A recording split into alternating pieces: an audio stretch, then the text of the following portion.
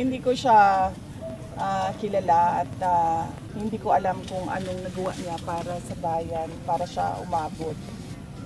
At hindi ko alam kung ano yung nagawa niya para sa legal circles and legal community and judicial system para siya maupo ng Department of Justice Secretary.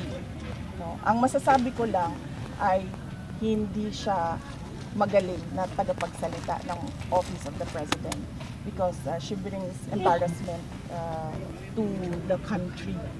Kasi ang tagapagsalita ng isang Pangulo, pinakikinggan niya ng global community, ng international community.